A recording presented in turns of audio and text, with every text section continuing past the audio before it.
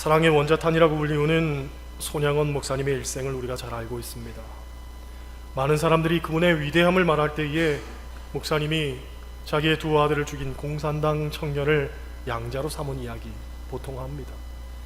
그런데 그분의 삶을 살펴보면 단지 그 일만으로 인해서 그분이 위대한 게 아니죠.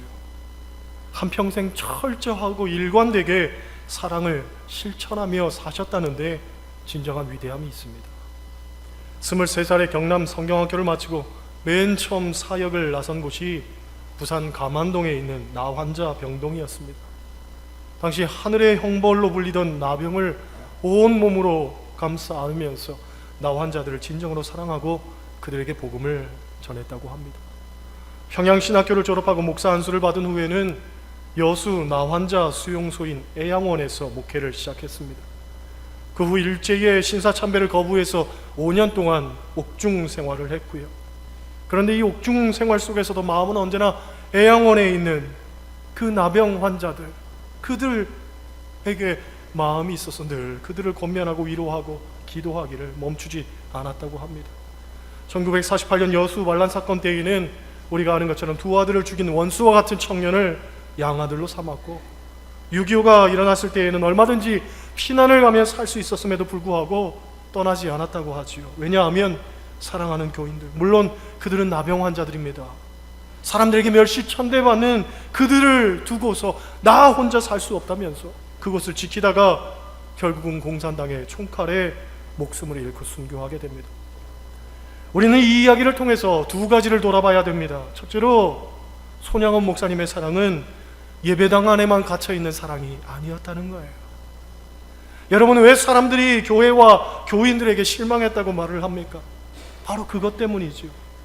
예배당 안에서는 사랑의 소리가 가득한데 그 사랑이 예배당 밖으로 나오지를 못하는 거예요. 오늘날 사랑을 외치는 자는 많아도 사랑을 실천하는 사람은 적습니다. 사랑을 머리로 이해하는 이는 많아도 사랑을 손발로 행동하는 이는 적습니다. 사랑을 가슴으로 느끼기는 하는데 정작 삶으로 살아내는 이가 없다는 거예요. 이게 우리의 현실이고 이게 교회의 현주소입니다.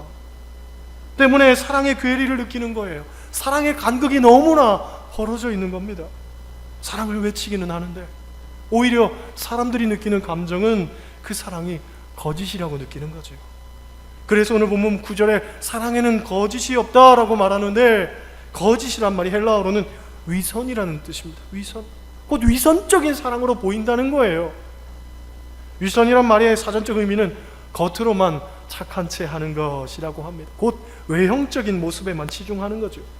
우리가 그런 유혹을 받을 때가 얼마나 많습니까? 보이는 것, 그래서 두드러지는 것, 쉽게 말해서 남들이 알아주는 것, 그것에 있어서는 사랑을 합니다. 잘 합니다. 그런데 보이지 않는 것, 남들이 알아주지 않는 것, 더럽고 힘들고 어려운 것, 그런 것은 정말 감당하지 않으려고 하죠. 1000명 이상이나 되는 나 환자들과 동고동락하면서 그들의 피고름을 닦아주고 그들의 눈물을 씻어주고 그들의 눈이 되고 코가 되고 귀가 되는 것, 솔직히 말해서 저 같아도 고개가 절레절레 흔들어지는 일입니다. 그런데 그런 것조차 기쁘게 여기는 삶, 그것이 진정한 그리스도인의 삶 아니겠습니까? 그렇게 해야 적어도 세상 앞에 떳떳한 사랑에 대한 외침이 아니겠습니까? 공허한 메아리로만 여기서 그치는 것이 아니라 이 사랑에 대한 외침이 교회 문을 뚫고 나가서 저 세상 가운데 사람들 마음속에 큰 울림으로 다가가야 된다는 거예요. 둘째로 우리가 깨닫는 것은 그분이 원수를 아들 삼았기 때문에, 또는 그분이 순교했기 때문에 위대한 게 아니라 날마다 매일의 삶 속에서 항상성 있게 그리고 일관되게 사랑하며 살았다는 거예요. 그게 더 위대한 거예요. 잠깐 사랑의 감정이 불타오를 수는 있습니다.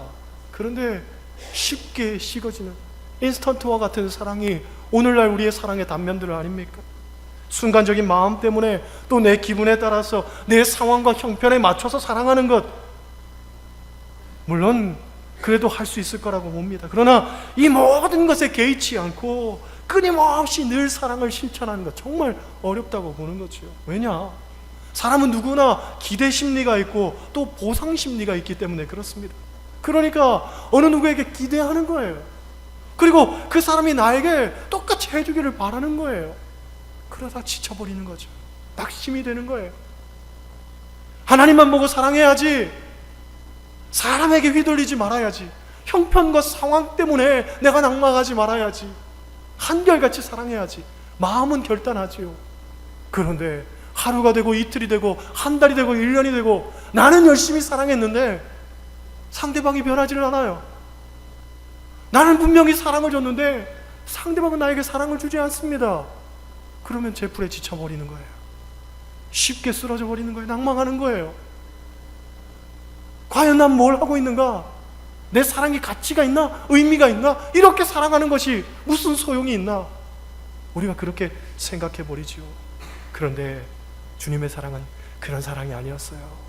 하나님의 사랑은 그런 사랑이 아니었습니다.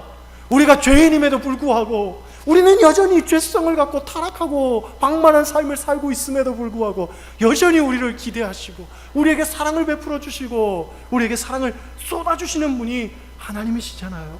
그 사랑을 우리가 받고 있잖아요. 그래서 오늘 본문 9절에서 말하는 사랑은 헬라어 원문에 아가페의 사랑으로 소개되고 있습니다. 상대적인 사랑이 아니라 절대적인 사랑, 그렇죠? 무엇 때문의 사랑이 아니라 그럼에도에 불구하고의 사랑, 목숨까지도 내어놓을 수 있는 그런 희생과 결단이 있는 사랑, 그것이 바로 아가페의 사랑입니다. 우리 그리스도인의 사랑은 바로 이런 사랑이 되어야 할 줄 믿습니다. 왜 아내에게 실망합니까? 왜 남편에게 실망합니까? 우리는 사랑하고 있다고 이야기하지만 사실 그 실체를 들여다보면 그건 아가페의 사랑이 아닙니다. 뭔가 조건적인 사랑이지요. 뭔가 자기 만족의 사랑이지요. 아니에요. 진정한 사랑은 그럼에도 불구하고의 아가페의 사랑인 줄 믿습니다. 오늘 본문을 보면 사도 바울은 하나님의 사랑, 그 사랑을 받은 우리 그리스도인들이 어떻게 사랑을 실천해야 되는 것인가 구체적으로 몇 가지를 제시하고 있습니다. 먼저 9절 말씀 한번 보세요. 9절 같이 읽습니다. 사랑에는 거짓이 없나니 악을 미워하고 선에 속하라. 할렐루야. 악을 미워하라고 하죠. 우리가 혼동하지 말아야 될 것은 악과 악인입니다.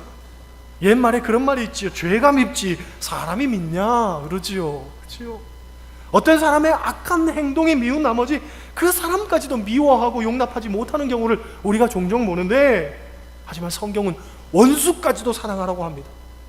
그 말이 뭡니까? 악한 행동은 미워하되 사람은 용서하고 사랑하고 이해하라는 거예요. 그가 악에서 떠날 수 있도록 기도하고 묵묵히 뒤에서 버팀목이 되어야 된다는 얘기죠. 우리나라에서도 사형제 존폐론이 부쩍 두각을 드러내고 있습니다마는 악으로 인해서 이 생명에 대한 존엄마저도 폐기 처분하는 것, 이건 비성경적이다라고 말할 수 있습니다. 제가 아는 목사님 가운데 교도소 선교를 하는 목사님이 있습니다. 이분도 악인에 대해서는요 짐승보다 못한 사람으로 규정하고 좋지 않게 생각했다고 합니다. 사형제가 있어야 된다. 우리나라도 정말 천벌받은 악인들은 그들의 목숨을 인위적으로 그렇게 잘라버려야 된다. 이것이 평소 그 목사님이 갖고 있던 주관이었다고 합니다. 그런데 그 목사님에게 아들이 하나 있었는데 이 아들이 방탕하게 살고 좋지 않은 길로 가더니 결국은요 이 아들이 살인까지 저질러가지고 감옥에 들어가게 됩니다. 목사님 아들이 말이지요, 살인을 저질러서 감옥에 들어가니까 목사님이 목회를 할 수가 없는 거예요. 교회에서 쫓겨났습니다. 목회자인 스스로에 대한 어떤 정체성에 혼동이 오는 거예요. 그러다가 살인을 저지른 아들에게 갔다가 그 감옥에 있는 무수한 생명들을 보게 됩니다. 하나님의 주신 사명이, 내게 주신 사명이 바로 여기에 있었구나. 비로소 깨닫게 되는 거지요. 그래서 이분이 하시는 얘기가 감옥에 있는 저들도 하나님이 만드시는 사람들이다. 감옥에 있는 저들도 하나님이 사랑하는 사람이다. 그 모토를 갖고 지금도 교도소 선교를 열심히 하고 계십니다. 여러분, 우리 멋대로 판단하고 사람을 죽여서는 안 되고 끝까지 기도하고 용서하고 기회를 주는 것, 그것이 우리가 해야 할 일인 줄 믿습니다. 그렇잖아요. 우리가 믿음 생활 하다 보면 그런 얘기 많이 듣잖아요. 사람 보고 교회 다니냐, 하나님 보고 다니지.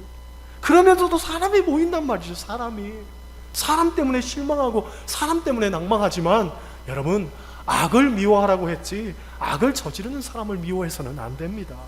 끝까지 참고 기다릴 줄 알아야 됩니다. 그게 진정한 사랑인 줄 믿습니다. 둘째로 10절 말씀 보세요. 10절 같이 읽습니다. 형제를 사랑하여 서로 우애하고 존경하기를 서로 먼저 하며. 할렐루야. 따라 하시겠어요? 형제를 사랑하자. 형제를 사랑하자. 탈무드에 보면 형제를 어떻게 정의하냐면, 형제란 우리가 한평생 살아가는 동안 서로 의지할 수 있고 서로 붙들어 세울 수 있도록 하나님이 주신 선물이다 라고 이야기를 합니다. 육신의 형제도 귀하지만 믿음의 형제 얼마나 귀합니까? 아니, 오히려 영적인 이 믿음의 형제가 더 귀합니다. 왜냐하면 인간적인 형제는요, 이 땅에서 끝날 수 있지만 그리스도 안에서의 형제는요, 영원까지, 영원하게 그 관계가 지속되기 때문에 그렇습니다. 우리가 잘 아는 스펄전 목사님이 어느 날 길을 가다가 굶주리고 누더기를 걸친 꼬마 소녀를 발견하게 됩니다. 그 아이를 데려다가 음식을 주고 옷도 입히고 잘 대접했다고 하죠. 그리고 그 아이의 손을 붙들고서 한참을 기도하는 거예요. 하나님 아버지, 하나님 아버지. 이 아이의 손을 붙들고서 한참을 기도합니다. 그렇게 기도가 끝나고 난 다음에 이 소녀가 묻더라는 거예요. 아저씨는 왜 하나님 보고 아버지라고 불러요? 묻더래요. 그래서 이 목사님이 하시는 얘기가, 우리가 하나님의 자녀가 될 자격은 없지만 하나님께서 예수 그리스도의 십자가의 보혈로 우리 죄를 사하시고 우리를 자녀 삼아 주셨다. 나도 하나님의 자녀고 너도 하나님의 자녀고 우리 모두는 하나님의 자녀란다. 그래서 우리 모두는 형제 자매가 되었단다 하고서 이야기를 했어요. 그랬더니 이 소녀가 묻기를, 그럼 아저씨도 저의 오빠예요? 아, 그럼 하나님 안에서 내가 오빠지. 그랬더니 이 아이가 아주 기뻐하면서 돌아갔다는 거예요. 그런데 얼마 후에 말이죠, 그 동네에 신발 가게 하는 주인이 있는데 신발 가게 주인이 찾아왔더라는 거예요. 그러면서 이 신발 가게 주인이 뭐라고 이야기하냐면, 어떤 꼬마가 왔는데 자기 오빠가 자기를 보냈대, 신발 가게에. 그러면서 오빠가 보냈는데 신발 하나 주라 그랬대요. 신발 하나 주라고.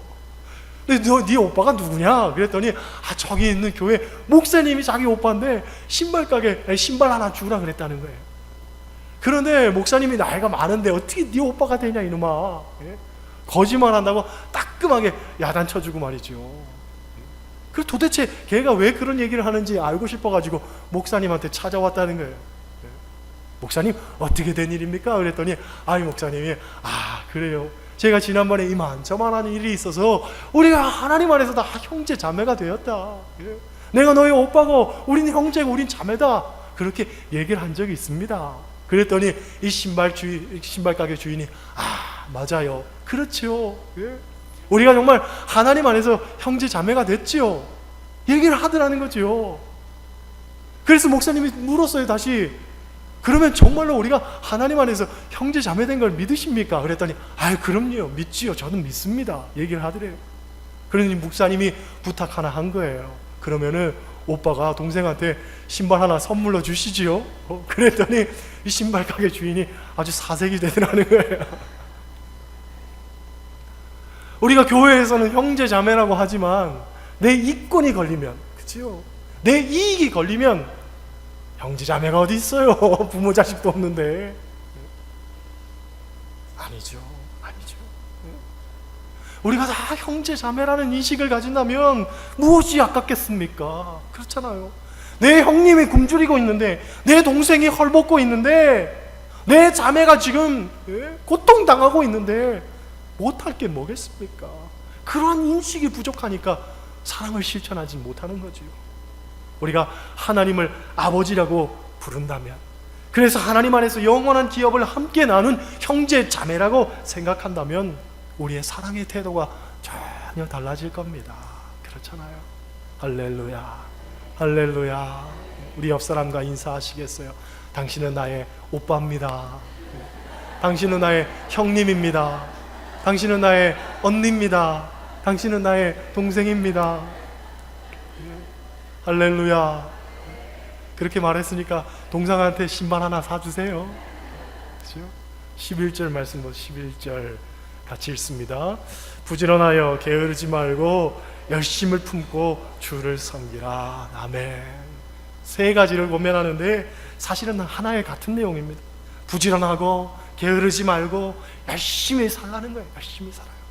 그런데 다만 그 목적이 중요합니다. 본문을 보면 주를 섬기라. 주를 섬기라. 주를 섬기라. 그런데 이 말을 헬라어 원문으로 제대로 해석을 하면 주님을 섬기는 것처럼 하라 하는 말입니다. 따라하시겠어요? 주님을 섬기는 것처럼 살아라. 네. 주를 섬기는 데에만, 곧 신앙생활에만 부지런하고 열심을 내라는 이야기가 아니고 모든 일을 대함에 있어서 주님을 섬기는 것과 같이 그런 마음 갖고 그런 자세를 갖고 임하라는 말이에요. 어떤 분은 신앙과 세상과의 삶이 너무 차이가 있는 분이 있죠. 신앙생활에는 열심인데 집안일은 돌보지를 않습니다. 교회 일을 한다고 하면서 자기 직업도 다 내팽개치고 가정도 돌보지 않는다면 그건 하나님 기뻐하시는 일이 아닙니다. 목사한테는 잘하는데 남편한테는 엉망입니다. 그건 하나님이 기뻐하시는 일이 아니에요. 교회 성도들한테는 잘 인자하게 살아가는데 집안에만 가면 애새끼들은 그냥 쥐잡듯 하는 거예요. 이건 하나님이 기뻐하시는 일이 아니라는 거예요. 무슨 일이든지 주님 섬기는 마음으로. 할렐루야.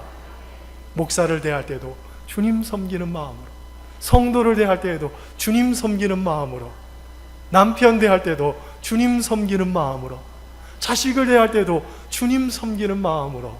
할렐루야. 할렐루야. 그러지 못하니까 자식들이 불만이 많은 거예요. 우리 부모님이 교회 가서 열심히 신앙생활은 하는데 집에만 오면은 말이죠, 두 얼굴의 사나이가 되는 거예요. 갑자기 헐크로 변하는 거예요. 그렇잖아요? 아니죠. 한결같아야 돼요. 주님 섬기는 마음으로. 할렐루야. 할렐루야. 본문에 섬기라는 말은 헬라어로요, 둘리몬테스라고 하는데 이 말의 어근에는 둘로스, 곧 종이라는 의미가 있습니다. 종. 내게 맡겨진 일은 어떤 일이든지 간에 종 같은 자세로, 최선을 다하는 자세로 감당을 하는 것, 그것이 그리스도인의 본분입니다.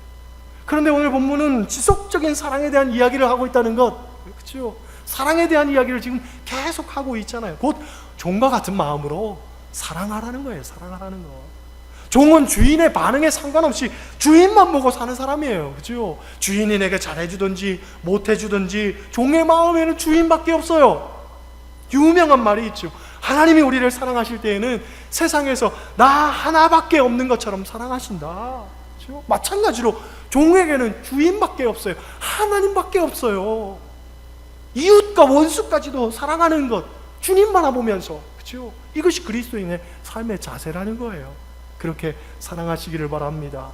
12절 보세요. 12절 같이 읽습니다. 소망 중에 즐거워하며 환난 중에 참으며 기도에 항상 힘쓰며. 아멘. 참된 사랑은 소망 붙들고 사는 거예요. 참된 사랑은 희망을 포기하지 않는 거예요. 내가 지금 처한 환경이 아무리 힘들고 어렵고 고통스럽더라도 우리는요, 희망을 잃어버려서는 안 됩니다. 그리고 희망을 잃지 않는 사람에게는 두 가지 행동이 나타나는 거죠. 하나는 견뎌낼 것이고 또 하나는 기도하는 거예요. 기도하는 거예요. 그렇죠? 로마서 8장 24절, 우리가 소망으로 구원을 얻었음에 보이는 소망이 소망이 아니니 보는 것을 누가 바라리요. 곧 보이지 않아도 또 바랄 수 없을 때에도 소망을 품고 사는 사람이 그리스도인이라는 거예요. 그런데 로마서 5장 5절 말씀, 소망이 우리를 부끄럽게 하지 않는다. 소망이 우리를 부끄럽게 하지 않는데요. 왜? 하나님 살아계시니까. 나를 사랑하시는 그 하나님께서 살아계셔서 반드시 우리의 삶에 역사하시니까 우리가 품은 그 소망을 반드시 이루게 하신다는 거예요. 믿음은 말하는 것들의 실상이요, 보지 못하는 것들의 증거다. 그걸 펼쳐내시는 분이 하나님이시기 때문에 하나님 바라보면서 소망 붙들고 살고 늘 기도하고 살면 그 소망이 여러분 삶에 반드시 이루어질 줄 믿습니다. 그렇기 때문에 소망은 그리스도인과 비그리스도인을 구별하는 확실한 증거가 되는 거예요. 소망이 있어야 되는 거예요. 그리스도인에게는 언제 어디서나 어떤 형편, 어떤 상황 속에서도 소망을 잃어버려서는 안 됩니다. 소망이 있어야 돼요. 가정에도 소망이 있어야 되고, 이 사회에도 소망이 있어야 되고, 이 나라에도 소망이 있어야 되고. 할렐루야. 소망이 없으니까 사람들이 이 나라를 가리켜서 헬조선이라고 하죠. 이 청년들이 헬조선이라는 게 지옥 같은 나라라는 거예요. 지옥 같은 나라. 아니에요. 소망이 있어요. 기도하는 우리가 있잖아요. 하나님 바라보고 사는 우리가 있잖아요. 그러니까 소망이 있는 거예요. 마지막으로 오늘 본문은 우리에게 구체적으로 13절 말씀처럼 이야기합니다. 13절 같이 읽습니다. 성도들의 쓸 것을 공급하며 손 대접하기를 힘쓰라. 아멘. 참된 사랑이라는 건 뭐냐? 성도들의 쓸 것을 공급하는 거예요. 그 사람이 쓸 것을 공급하는 거예요. 그 사람의 필요를 구체적으로 우리가 주는 거예요. 이게 사랑이죠. 고대 중동지방 사람들이 최고의 사랑을 표현할 때 어떻게 했냐면 맨 먼저 이마에다가 키스를 하고 그 다음에는 입에다가 합니다. 그 다음 오른쪽으로 끌어안고 그 다음 왼쪽으로 끌어안습니다. 다음 두 손을 잡고 막 흔들고 그 다음 발까지 머리를 숙여서 발을 잡고 흔들었다고 합니다. 무슨 뜻이냐? 이마에 하는 것은 내 머리로 당신을 늘 생각하고 있습니다. 따라 하시겠어요? 내 머리로 당신을 늘 생각하고 있습니다. 입에다 키스하는 것, 입에다 하는 것은 뭐냐면 따라 하시겠어요? 내가 항상 당신에 대해서 좋은 말만 하고 살겠습니다. 예? 좋은 말만 하겠다는 거예요. 오른쪽에서 왼쪽으로 앉는 것은 뭐냐면 내가 당신의 좌우에서 항상 당신을 보호하며 살겠습니다 하는 뜻이고요. 손을 잡고 흔드는 것은 나는 구체적으로 당신이 하는 모든 일들을 내가 돕겠습니다 하는 것이고, 마지막으로 발까지 머리를 숙여서 발을 흔드는 것은 뭐냐면 당신이 어디를 가든지 내가 끝까지 함께 하겠습니다 하는 뜻이라는 거예요. 이 모든 것들이 종합적으로 통전적으로 이루어졌을 때에 그들은 최고의 사랑이다 라고 표현했다고 합니다. 사랑은 그렇게 하는 거죠. 구체적으로. 오늘 본문에도 성도들의 쓸 것을 공급한다, 그들의 필요를 나누어 준다, 그런 이야기입니다. 그죠? 우리가 사랑을 빙자해서 생색내기 할 때가 많잖아요. 그 사람에게 필요한 것을 주기보다는 그냥 내가 주는 것에 만족하는 거예요. 내 마음대로 주고서 스스로 기뻐하는 거예요. 그건 사랑이 아니라는 거예요. 진정한 사랑은 내가 나누었기 때문에, 내가 줬기 때문에 기뻐하는 게 아니라 그 사람이 필요한 것이 무엇인가를 잘 살펴서 주는 것, 그 사람이 원하는 걸 주는 거예요. 그게 사랑인 거예요. 그게 사랑인 거예요. 언젠가 제가 이런 비유를 들었죠. 소하고 사자하고 사랑해서 결혼을 했는데, 그죠? 소하고 사자하고 사랑해서 결혼을 했습니다. 그 소가 사자를 위해서 최선을 다하는 거예요. 아침마다 식탁에다가 풀을 갖다가 주는 거예요. 풀을 갖다가. 왜? 제일 맛있는 풀, 자기가 볼 때 제일 맛있는 풀 매일같이 차려주는 거예요. 그러니까 사자가 환장하는 거지요. 사자는 뭘 먹고 살아야 됩니까? 고기 먹고 살아야 되는데. 그러니까 이 사자가 어느 날부터인가는요, 밥상은 내가 차리겠다는 거예요, 소한테. 그러더니 피가 뚝뚝 떨어지는 그런 고기를 갖다가 놓고서는요, 맛있게 먹어 하는 거예요. 결국 둘은요, 오래 살지 못하고 이혼하게 됩니다. 이혼하면서 소하고 사자하고 서로 이야기하죠. 난 최선을 다했어. 난 최선을 다했어. 그건 최선이 아니에요. 당신이 이렇게 따라와, 당신이 이렇게 살아, 왜 그렇게 살지 못해? 이건 사랑이 아니죠. 그 사람이 필요로 하는 것, 그 사람이 기대하는 것, 그 사람의 형편 속에서 필요로 하는 것, 그것을 채워주는 게 진정한 사랑인 줄 믿습니다. 그렇잖아요. 예전에 그런 일이 있었어요. 제가 소망교회에서 모임이 있었는데, 소망교회에서 식사를 대접했습니다. 식사를 다 하고 난 다음에 이제 집사님 한 분이 커피를 타주시더라고요. 저기서 목사님 커피? 그러는 거예요. 제가 옆에 다른 목사님하고 같이 앉았거든요. 예, 집사님 2개요. 2잔요? 그랬죠. 그때 저 멀리서 둘만 본 거예요. 둘만. 좀 있더니 이 집사님이 커피를 한 잔 들고 왔습니다. 그러면서 믹스 커피를 2개를 넣었다는 거예요. 저한테요, 아, 목사님 딱 내 스타일이야 그러면서 주는 거예요.